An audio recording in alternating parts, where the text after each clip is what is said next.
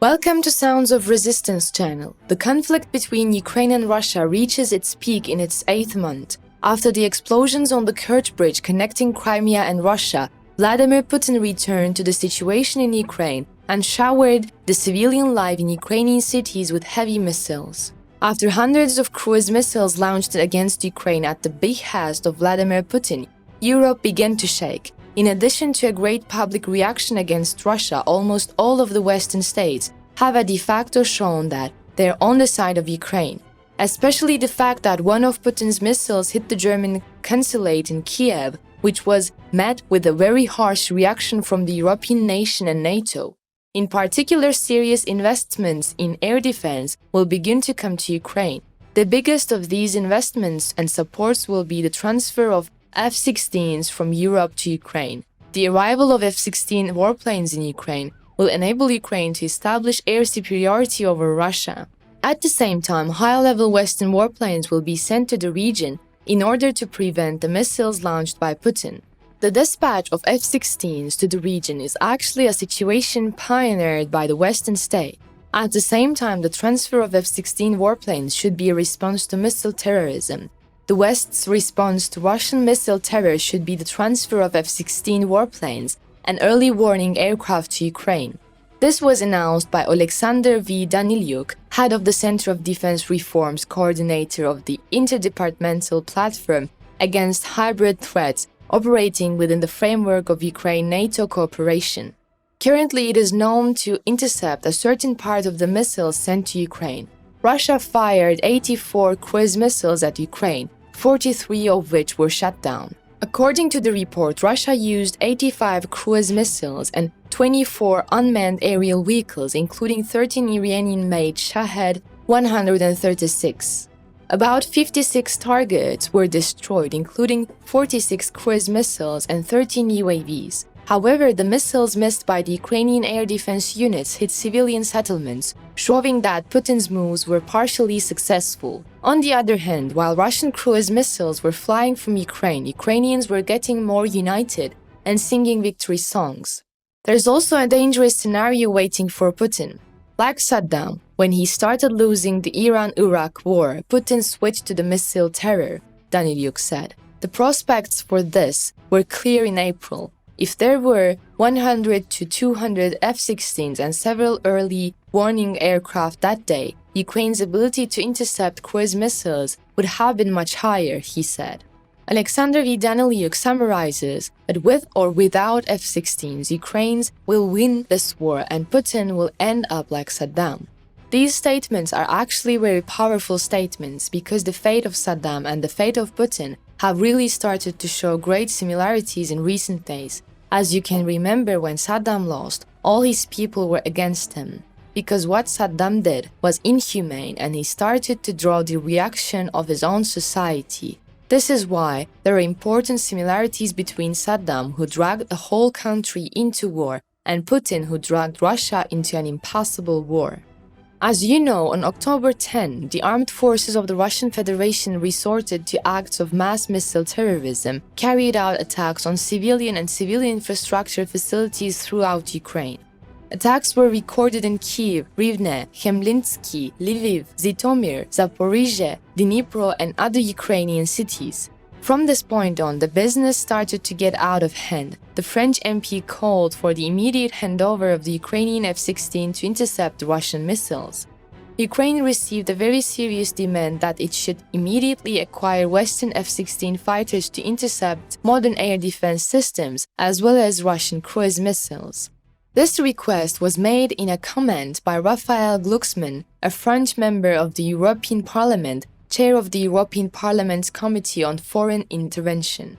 Today, the whole world must openly put pressure on the Russian leader for the crimes he committed in Ukraine and admit that he committed terrorist acts in Ukraine on his orders. Since they could not defeat the Ukrainian army on land, they resort to terror against the civilian population to kill civilians, Glucksmann said. The common point in these harsh reactions was that Putin also hit the German consulate in the Kyiv attacks. The German consulate was attacked by the Russian Federation in Kiev. The German diplomatic establishment was damaged as a result of the Russian Federation's bombing of Kiev this morning. It is known that the Vysa section of the German consulate was damaged. Sergei Simly, head of the Bell Foundation in Kiev, who published photos of the affected diplomatic department, offered to help Ukraine with weapons. Anka Feldhausen, the German ambassador to Ukraine, said that she hid with hundreds of Kiev residents during the bombardment. After the attack, it was stated from the consulate that Germany should send Leopard tanks to Ukraine as soon as possible. Ukraine had to renew the support from the West on this issue by revising it a bit. Kiev is overhauling its weapons wish list from Western nations as Ukrainian forces mow down cities once held by Russia and troops prepare to engage in fierce winter battles. At the top of their list are new air defense systems amid fears that Vladimir Putin will accelerate missile attacks on civilian targets as the front lines collapse. Ukraine was able to prevent most Russian attacks, but we can expect increased Russian missile strikes against critical Ukrainian infrastructure in the coming weeks, said former NATO chief Anders Fogh Rasmussen in an interview. Rasmussen will meet with US officials in Washington this week. The plan encourages Western powers to commit to long-term security guarantees with Ukraine, including continued financial support to the war effort and the rebuilding of Ukraine's defense industry so that the country can begin to manufacture and supply its own weapons in the coming years. We need to hand over all the assets the Ukrainians need to protect themselves against missile attacks from Russia, Rasmussen said in a statement. The new air defense capabilities were not included in the $625 million military aid package the Biden administration announced on Tuesday, which instead focused on precision artillery and rocket systems and ammunition. These weapons and ammunition will be critical over the next few weeks as Ukrainian forces continue their counterattack. But Defense Ministry officials said Kiev is scheduled to receive 2 Raytheon-made National Advanced Surface-to-Air Missile Systems by November. These systems can take down drones, missiles, and helicopters. For this reason, it is thought that this is exactly what Kiev is looking for. Still, there are concerns that these systems will not arrive in Ukraine fast enough to provide the air protection it needs, with 6 systems scheduled for future delivery in contract. The first 2 NASAMS delivered to Ukraine this fall are not building enough air defense because these 2 NASAMS protect the HIMARS in Kherson. This is one of the main reasons why the superiority of the Ukrainian armed forces in the Ukraine region cannot be prevented. Because Russia, the biggest power in its hands, cannot use its airstrikes against HIMARS in this region. However, considering that these systems only protect this region, attacks in other regions remain vulnerable. These weapons will probably take time to arrive. Western countries are reluctant to give up their advanced missile defense capabilities. It also takes years to train in contracting, construction, and how to operate crews.